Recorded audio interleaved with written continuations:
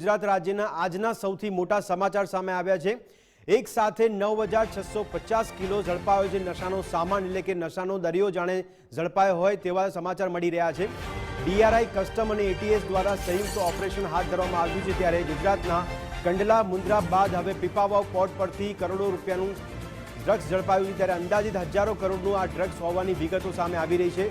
કન્ટેનરમાંથી મોટી માત્રામાં નશાનો સામાન ઝડપાયો છે, નશાનો કે જાણે કે દરિયો ઝડપાયો હોય તેવા સમાચાર પીપાવાવ પોર્ટ પરથી મળી રહ્યા છે। અત્યાર સુધીનું આ સૌથી મોટું કન્સાઇનમેન્ટ હોવાની સંભાવના છે। તમામ સેન્ટ્રલ એજન્સીના પીપાવાવ પોર્ટ પર હવે ધામા જોવા મળી રહ્યા છે, ત્યારે સેન્ટ્રલ એજન્સીના ઉચ્ચ અધિકારીઓ દ્વારા પીપાવાવ પોર્ટ પર દોડી ગયા છે અને તપાસ હાથ ધરવામાં આવી રહી છે। ત્યારે આપણે જણાવીએ કે અંદાજિત હજારો કરોડનો આ ડ્રગ્સનો દરિયો ઝડપાયો છે પીપાવાવ પોર્ટ પરથી। ગુજરાત રાજ્યના આજના સૌથી મોટા સમાચાર આપણી સમક્ષ છે, જેમાં ડીઆરઆઈ કસ્ટમ અને એટીએસ દ્વારા સંયુક્ત ઓપરેશન હાથ ધરવામાં આવ્યું છે। તો કંડલા મુન્દ્રા પોર્ટ બાદ હવે પીપાવાવ પોર્ટ પરથી ડ્રગ્સ ઝડપાયું હોય તેવી વિગતો સામે આવી છે, ત્યારે અંદાજિત હજારો કરોડનું આ ડ્રગ્સ હોવાની વિગતો છે। તો કન્ટેનરમાંથી મોટી માત્રામાં નશાનો સામાન એટલે કે નશાનો દરિયો ઝડપાયો હોય તેવા સમાચાર મળી રહ્યા છે। ત્યારે ગુજરાતના આજના સૌથી આ મોટા સમાચાર ગુજરાત ફર્સ્ટની સ્ક્રીન પર આપ જોઈ રહ્યા છો, જેમાં પીપાવાવ પોર્ટથી લઈને સમાચાર મળ્યા છે, જેમાં કન્ટેનરમાંથી મોટી માત્રામાં નશાનો સામાન ઝડપી પાડવામાં આવ્યો છે। અત્યાર સુધીનું આ સૌથી મોટું કન્સાઇનમેન્ટ માનવામાં આવી રહ્યું છે। તમામ સેન્ટ્રલ એજન્સીના પીપાવાવ પોર્ટ પર હવે ધામા જોવા મળી રહ્યા છે।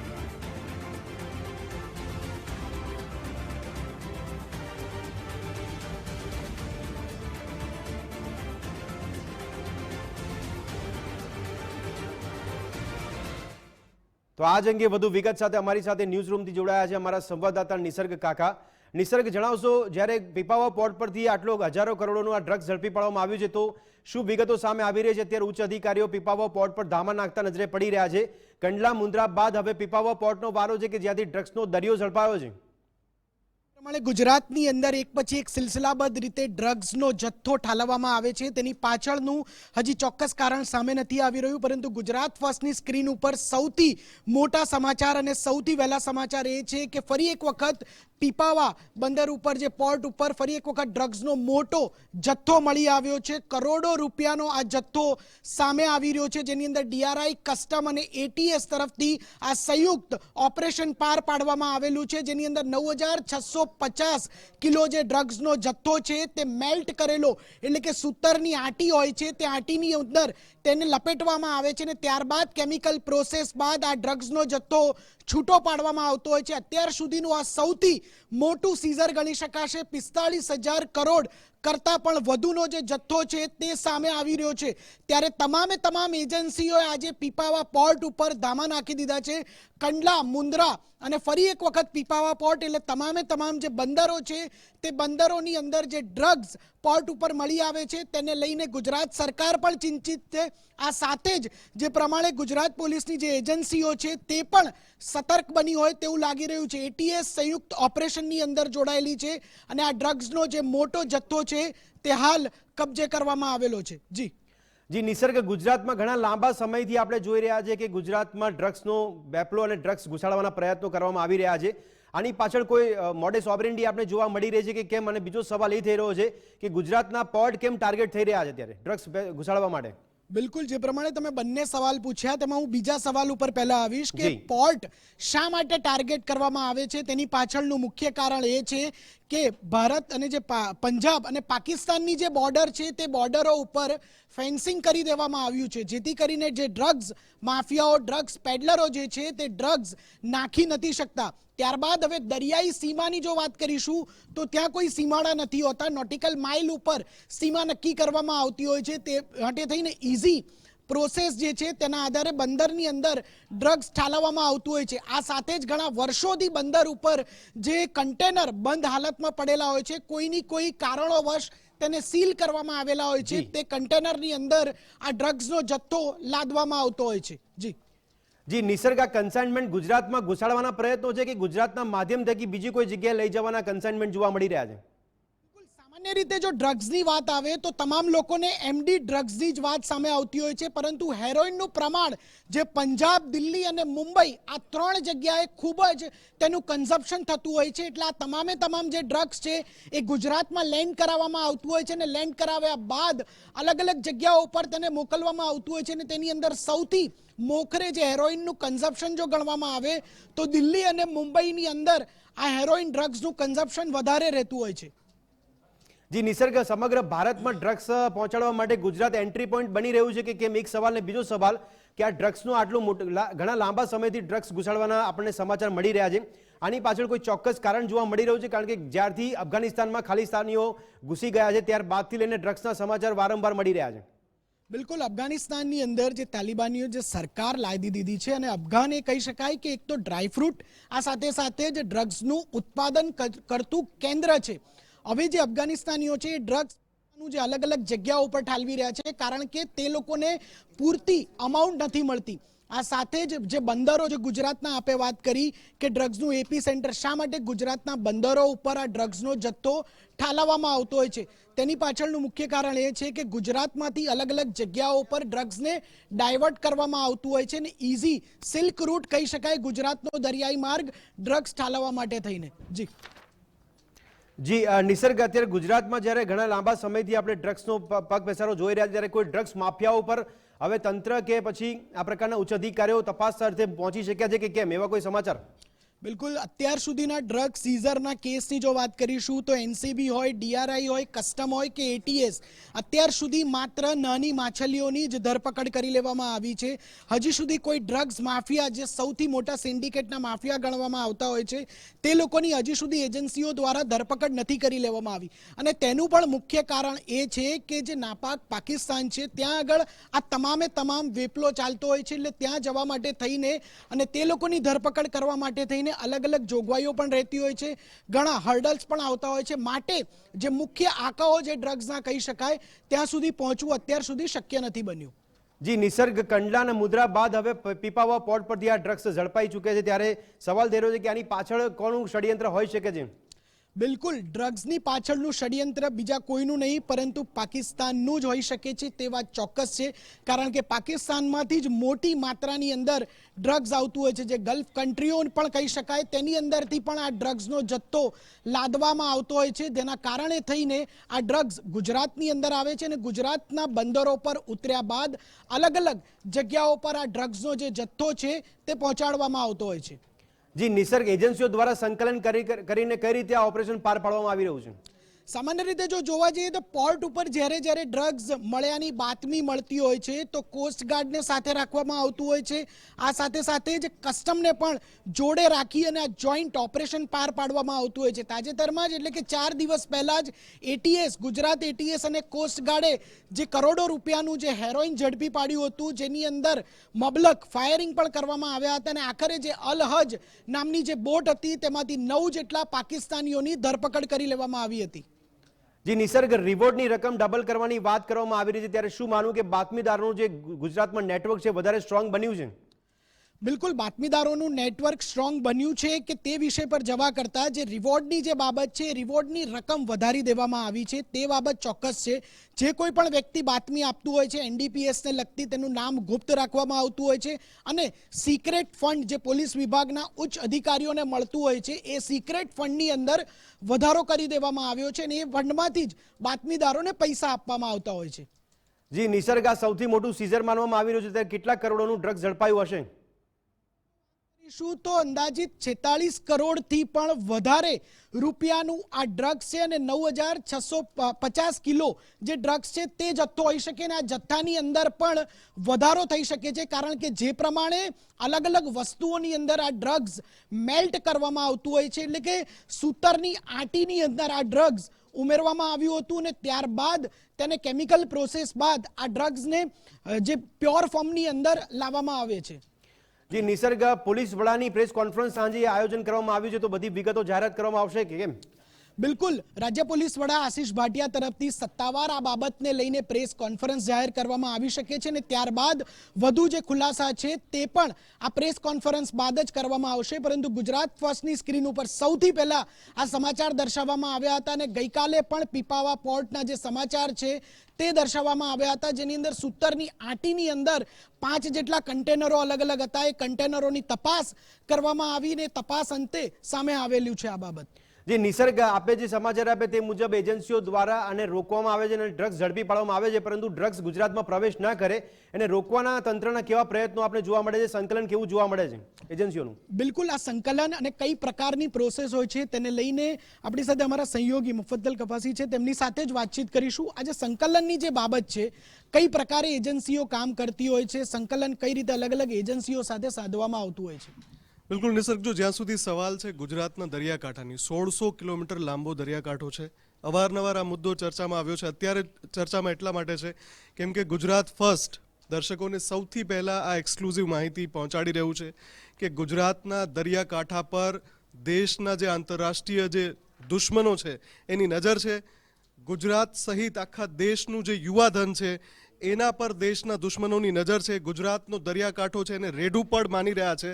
પણ જે રીતે આપણે સંકલનની વાત કરી રહ્યા છીએ, Gujarat ATS, coastguard, DRI, custom આ બધા સાથે મળીને સંકલન સાધીને આ જે દેશના દુશ્મનો છે, જે ડ્રગ્સ માફિયા છે, એના ખતરનાક જે ઈરાદા છે એને પાર પાડવા નથી દેતા. વધુ એક સૌથી મોટું ઓપરેશન આપણે જેમ તમે હમણાં કહ્યું કે થોડી વારમાં જ જ્યારે રાજ્યના પોલીસ વડા સાંજે 6 વાગ્યે એક સત્તાવાર પ્રેસ કોન્ફરન્સ કરવાના છે, એમાં તમામ માહિતી આપશે. કેમ કે આ એકમાત્ર કન્સાઇનમેન્ટ નથી, ઘણા બધા આવા કન્સાઇનમેન્ટ પકડાયા છે, પણ આજનું જે કન્સાઇનમેન્ટ છે એ બની શકે કે અત્યાર સુધીનું સૌથી મોટું કન્સાઇનમેન્ટ હશે. સત્તાવાર આંકડાની રાહ એટલા માટે પણ આપણે જોઈ રહ્યા છીએ કે કેવડો મોટો આ ફિગર હશે અને કેટલી હદે બેબાક બની ગયા છે દેશના દુશ્મન કે જે ગુજરાતની સરહદનો ઉપયોગ કરી રહ્યા છે ગુજરાતમાં નશાનો સામાન ઘુસાડવા માટે. આટલું મોટું કન્સાઇનમેન્ટ આપવું એ બાબતનું સૂચક છે કે આ ઇન્ટરનેશનલ ડ્રગ રેકેટ હોઈ શકે છે. દેશના જે આતંકી જે પ્રવૃત્તિ ચલાવે છે એવા નેટવર્ક પણ આની અંદર સામેલ હોઈ શકે છે. પણ જે રીતે આ કન્સાઇનમેન્ટ ઝડપાઈ ગયું છે, સીધો સંકેત છે કે એટીએસ સતર્ક છે, કોસ્ટગાર્ડ સતર્ક છે, કસ્ટમ સતર્ક છે, DRI સતર્ક છે અને બિલકુલ નહીં ચલાવી લેવામાં આવે અને આ ઇન્ટરનેશનલ ડ્રગ રેકેટને ઉગાડું પાડવામાં આવશે. ફરી એકવાર દર્શકોને સૌથી પહેલાં સુપર એક્સક્લુઝિવ આ માહિતી પહોંચાડી રહ્યા છીએ આપણે. 9000 કિલોથી વધારે ડ્રગ્સ ઝડપાયું છે, નશાનો સામાન ઝડપાયો છે.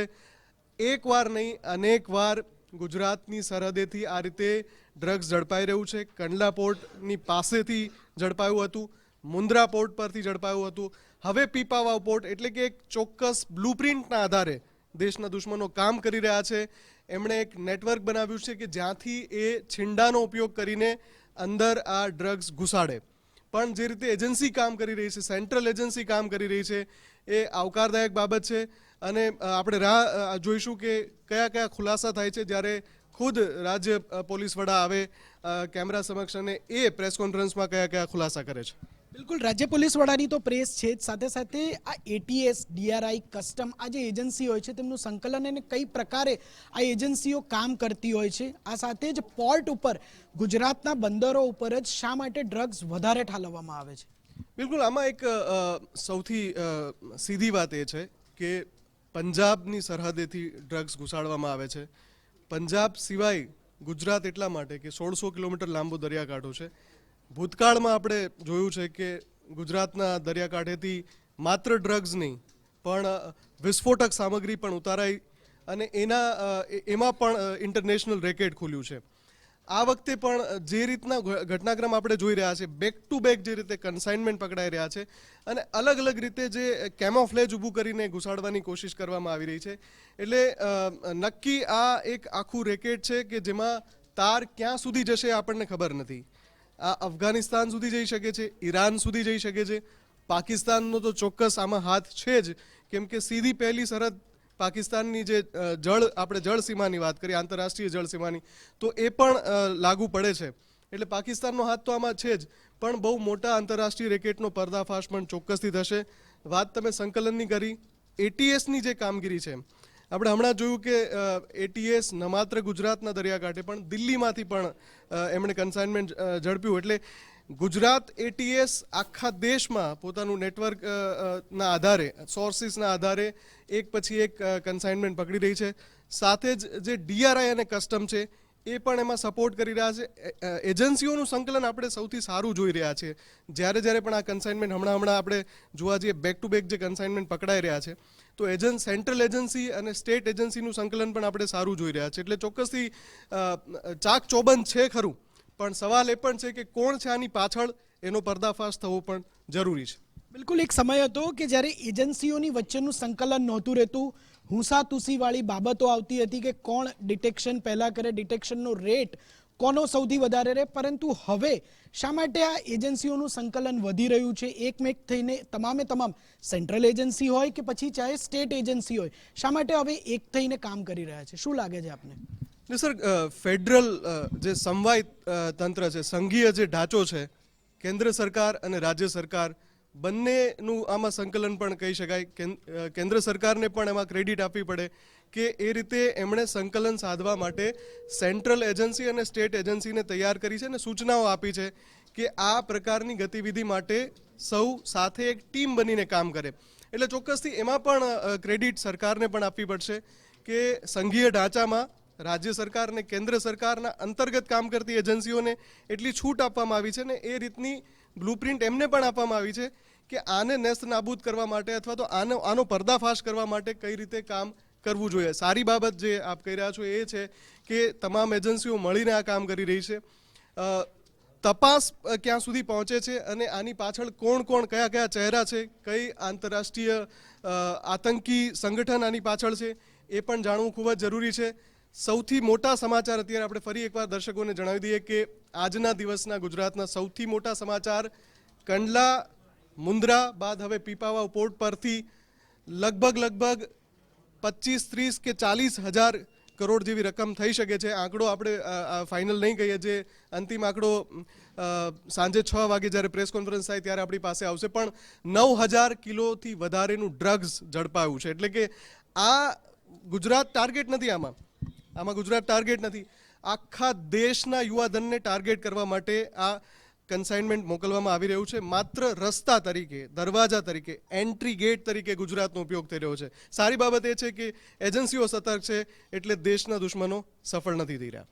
બિલકુલ, રાજ્ય સરકાર અને કેન્દ્ર સરકારનું સંકલન અને તે બંને સરકારોની જે નીતિ છે તે નીતિના કારણે થઈને હવે તમામ જે એજન્સીઓ છે તે લોકોએ કમર કસી લીધી છે. અને હવે ગુજરાતની અંદર જે ડ્રગ્સ આવે છે તે ડ્રગ્સ ઉપર હવે સર્જિકલ સ્ટ્રાઇક એટલે કે ડ્રગ્સ સર્જિકલ સ્ટ્રાઇક પણ કરવા માટે તૈયાર છે.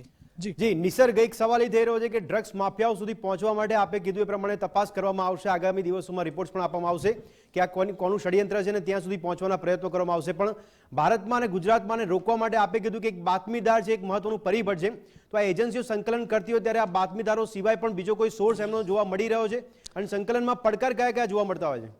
બિલકુલ, જે પ્રમાણે બાતમીદાર, ઇન્ફોર્મર આ બાબત તો છે જ એક, જેટલે કે એને કહેવાય સાદી ભાષામાં અને પોલીસની ભાષામાં હ્યુમન ઇન્ટેલિજન્સ, એટલે કે માણસો તરફથી જે કોઈ પણ બાતમી હોય પરંતુ તમામ બાતમીનું ફિલ્ટરાઇઝેશન કરવામાં આવતું હોય છે. 3 લેયરની અંદર આ ફિલ્ટરાઇઝેશન થતું હોય છે. ત્યારબાદ ટેકનિકલ સર્વેલન્સ એટલે કે જે રેડિયો ઓપરેટર હોય છે, આ સાથે જ દરિયાની અંદરની અલગ જે ઇક્વિપમેન્ટ્સ આપણા જે હોય છે, સંસાધનો, તેના મારફતે પણ લોંગિટ્યુડ અને લેટિટ્યુડ આ બંને તપાસવામાં આવતા હોય છે. ત્યારબાદ આ ડ્રગ્સના જે માફિયા હોય છે તે લોકો જે ડ્રગ્સ ઉતારતા હોય છે તે લોકોને ઝડપી લેવામાં આવતા હોય છે. પણ નિસર્ગ, ધારો કે આંતરરાષ્ટ્રીય ષડયંત્ર માનવામાં આવતું હોય ને ધારો કે જો આંતરરાષ્ટ્રીય ષડયંત્ર હોઈ શકે તો આ તપાસ એજન્સીઓ માટે આંતરરાષ્ટ્રીય રેકેટનો પર્દાફાશ કરવા માટે ચેલેન્જીસ કઈ રહી શકે છે આગામી દિવસોમાં? બિલકુલ, આંતરરાષ્ટ્રીય ડ્રગ્સ રેકેટની જો વાત કરીએ આપે કે એજન્સીઓ માટે કેટલી ચેલેન્જીસ રહેતી હોય છે, સામાન્ય રીતે કોઈ ચેલેન્જીસ નથી રહેતી હોતી. એક પ્રોટોકોલ હોય છે ને પ્રોટોકોલના ભાગ મુજબ તમામ જે કામગીરી હોય છે તે મોકલવાની રહેતી હોય છે. એમ્બેસીની અંદર એક રિપોર્ટ સબમિટ કરવાનો હોય છે. એ જ રીતે state home ministry central home મિનિસ્ટ્રીને પોતાનો રિપોર્ટ સબમિટ કરે છે અને સેન્ટ્રલ હોમ મિનિસ્ટ્રી જે હોય છે તે અલગ અલગ એમ્બેસીની અંદર પોતાનો રિપોર્ટ સબમિટ કરતી હોય છે કે તમારા દેશમાંથી આ પ્રકારની ગતિવિધિ જે છે તે અમારા દેશની અંદર ચલાવવામાં આવી રહી છે. એટલે લાગતા વળગતા તમામે તમામ જે પરિબળો છે તે લોકોને ન્યુટ્રલાઇઝ કરવાની કામગીરી તાત્કાલિક અસરથી કરવામાં આવે. નિસર્ગ, જો દેશમાં કે ગુજરાત રાજ્યમાં બાતમીદારો હોઈ શકે છે તો એક પાસું એ પણ જોવા મળી રહ્યું છે કે આ કન્સાઇનમેન્ટને સહયોગ કરનારા તત્વો પણ રાજ્યમાં કે દેશમાં હોઈ શકે છે. શું એવા લોકો સામે કોઈ કાર્યવાહી કરી ન શકાય? બિલકુલ ચોક્કસ કે દેશ ને રાજ્યની અંદર તો આ તમામે તમામ જે પરિબળો છે તે પરિબળોને સપોર્ટ કરનારા લોકો તો છે જ, અને તે લોકો વિરુદ્ધ પણ એજન્સી કામ કરી જ રહી છે. દિલ્હીની અંદર મુઝફ્ફરનગર અને યુપીમાંથી જે ડ્રગ્સના કન્સાઇનમેન્ટ પકડાયા, 4 જેટલા આરોપીઓ ગુજરાત એટીએસે ધરપકડ કરી લીધા છે. એ જ બાબત સાબિત કરે છે કે એટીએસ જે છે એ ગુજરાતની જે સર્વશ્રેષ્ઠ એજન્સી માની શકાય તે પોતાની કામગીરી ખૂબ જ નિષ્ઠાપૂર્વક કરી રહી છે. અને અન્ય રાજ્યમાં પણ જે પરિબળો છે કે જે ડ્રગ્સના કન્સાઇનમેન્ટ લેતા હોય છે અને સામાન્ય રીતે તે લોકોને પેડલર ગણવામાં આવતા હોય છે, પેડલરોની પણ ધરપકડ કરવામાં આવી છે. જી, પણ નિસર્ગ, અન્ય રાજ્યોની જેમ દરિયાઈ સીમા છે એને સુરક્ષિત કરવામાં આવી છે, તો શું ગુજરાતમાં પણ આપણે આશા રાખી શકીએ છીએ કે ગુજરાતમાં ડ્રગ્સ ના ઘૂસે એના માટે પણ દરિયાઈ સીમાઓને હવે સુરક્ષા પ્રદાન કરવી જોઈએ? બિલકુલ, દરિયાઈ સીમા સુરક્ષિત છે, એજન્સીઓના હાથમાં છે, માટે જ આટલા મોટા જે ડ્રગ્સના કન્સાઇનમેન્ટ છે તે ઝડપી લેવામાં આવે છે. એક તબક્કો હતો જ્યારે અલગ સરકારના શાસન હતા, તે સમયે ડ્રગ્સ પોતાના ઘર સુધી પહોંચી જતું હતું, ત્યાં સુધી કોઈને ખ્યાલ નહોતો રહેતો, પરંતુ હવે ડ્રગ્સને મધ દરિયે જ ઝડપી લેવામાં આવે છે. ડ્રગ્સના જે પેડલરો છે તે લોકોને પણ દરિયાની વચ્ચે જ ઝડપી લેવામાં આવે છે. જી નિસર્ગ, છેલ્લે આપણને સમાચાર એ મળ્યા હતા કે મુન્દ્રા પોર્ટ પરથી 3000 કરોડનું ડ્રગ્સ ઝડપાયું હતું, અને તેને લઈને રાજ્યમાં અને દેશમાં ઘણા બધા સવાલ ઉભા થયા હતા કે ડ્રગ્સ ઝડપાય છે પણ કાર્યવાહી શું, એને લઈને પણ કોઈ સમાચાર? બિલકુલ, કાર્યવાહી તો થયેલી જ હતી. મુન્દ્રા પોર્ટ પરથી જે ડ્રગ્સ પકડાયું હતું તેમાં પણ આરોપીઓની ધરપકડ કરી. જે કંડલા પોર્ટ પરથી જે પકડાયું છે તેમાં પણ ધરપકડ કરવામાં આવી છે. જખૌ પોર્ટ પરથી જે ધરપકડ કરવામાં આવી તેમાં 9 જેટલા પાકિસ્તાનીઓ, આ સાથે સાથે જ અન્ય 4 જેટલા અલગ અલગ રાજ્યોમાંથી આરોપીઓ પકડવામાં આવે. જખૌ પોર્ટની જો વાત કરીશું તો અત્યાર સુધીમાં 14 જેટલા આરોપીઓની ધરપકડ કરી લેવામાં આવી છે. નિસર્ગ, સાંજે જે રાજ્ય પોલીસ વડા દ્વારા પ્રેસ કોન્ફરન્સ કરવામાં આવશે, કઈ કઈ વિગતો સામે આવી શકે છે, આપણે શું શક્યતા સેવી શકે છે? બિલકુલ, જે પીપાવા પોર્ટ પરથી જે ડ્રગ્સનો જથ્થો ઝડપી લેવામાં આવ્યો છે, અલગ અલગ એજન્સીઓ દ્વારા હાલ સર્ચ ઓપરેશન કરવામાં આવી રહ્યું છે, તેની એક એક ડિટેલ જે છે તે રાજ્ય પોલીસ વડા દ્વારા આજે સાંજે આપવામાં આવશે. નિસર્ગ, જ્યારે ગુજરાત રાજ્યમાં આટલા મોટા પ્રમાણમાં જથ્થો ડ્રગ્સનો ઝડપાઈ રહ્યો છે, ત્યારે વારંવાર આપણને આવી ઘટના જોવા મળી રહી છે. આપે હમણાં કીધું હતું કે કેન્દ્ર અને રાજ્ય સરકારનું પણ સંકલન જોવા મળતું હોય છે, તો કેન્દ્ર લેવલ પર કેવા પ્રયાસો આપણે જોવા મળી રહ્યા છે? બિલકુલ, કેન્દ્ર સરકાર અને રાજ્ય સરકારના સંકલનના ભાગરૂપે જ આ તમામે તમામ એજન્સીઓ, વાત કરીશું ગુજરાત એટીએસની કે જે સ્ટેટ લેવલે કામ કરી રહી છે, ડીઆરઆઈ એ રાજ્ય બહાર પણ કામ કરી રહી છે, અને સેન્ટ્રલ એજન્સી છે, કસ્ટમ પણ સેન્ટ્રલ એજન્સી છે. એટલે તમામે તમામ રિપોર્ટની જે આપલે હોય છે હોમ મિનિસ્ટ્રીની અંદર પણ જતી હોય છે, ઇન્ટેલિજન્સ વિભાગની અંદર પણ મોકલવામાં આવતી હોય છે, મરીન પોલીસને પણ આ તમામે તમામ વિગતો આપવામાં આવતી હોય છે. જી નિસર્ગ, ધન્યવાદ સમગ્ર માહિતી આપવા બદલ.